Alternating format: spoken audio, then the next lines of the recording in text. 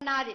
కానీ ఒక్కటి మాత్రం గుర్తించుకోండి, మీరు రాబోయే రోజుల్లో మహమ్మారి కూడా వెంటాడుతుంది.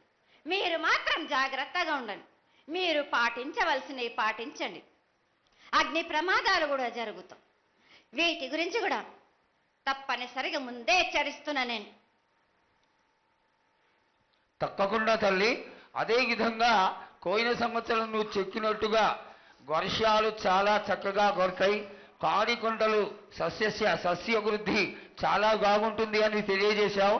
ఈ సంవత్సరం రాబోయే సంవత్సరంలో ఎంత ఆనందంగా ఉంటుంది, ఆనందంగా ఉండడానికి నువ్వు ఏం ఆశీర్వదిస్తావు తల్లి? ఈ ఏడు వర్షాలు తప్పగా కురుస్తాయి. పాడి పంటలు కూడా సమృద్ధిలా ఉండే చూసే భారం నాది. మీరు మాత్రం 5 వారాలు నాకు పప్పు బెల్లం పలహారాలతోటి కాదు, నాకు ఎట్టి విధంగా నాకు ఈ జాతర జరిపించారు. నాకు అట్టి విధంగా నాకు కొల్లారి నుంచి బాల బచ్చల దగ్గర నుంచి నా ముందుకొచ్చి నాకు కడివడి సాకబోసి నాకు పసుపు కుంకులముతోటి నన్ను ఆనందపరచండి. నాకు సంతోషంగా ఆనందంగా అందుకొని మీరు కోరిందల్లా కొంగు బంగారం చేసే మహంకాళిని నేను. అమ్మా, నువ్వు ఆ ఈశ్వరుడికి చెంగడి నీళ్ళు ఎంత సంతోషమో ఆ విధంగా సంతోషమైనటువంటి తల్లివి కాబట్టి నీకు ప్రతి ఒక్క ఇంటి నుంచి శాఖలు సమర్పించడం ఎంత గొప్ప విశేషం తల్లి. నిరాడంబరతకి ఇది నీ యొక్క గొప్పతనం తల్లి.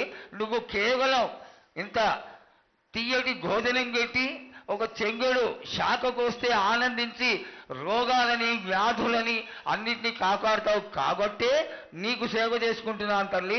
నీ పూజలన్నీ తప్పకుండా చేయిస్తాం. అదేవిధంగా ఈ అకాల మరణాలని ఆపడానికి ఏదన్నా ఆనందమైనటువంటి విషయం తెక్కు తల్లి. తప్పనిసరిగా చెప్తా.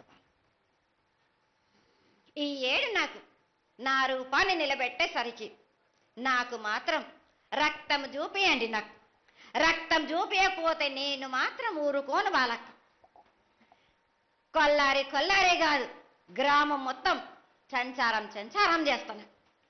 అయ్యో, అంతటి ఉగ్రసుఖం వద్దు తల్లి. చేయించడానికి పెద్దలందరూ నిన్న కూడా ఒక చిన్న చర్చ జరిగింది.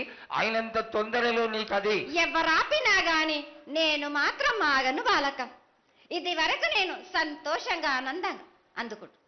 ప్రాణానికి మాత్రం నష్టం జరిపించను గాని రక్తం మాత్రం తప్పనిసరిగా చూపిస్తాను నేను.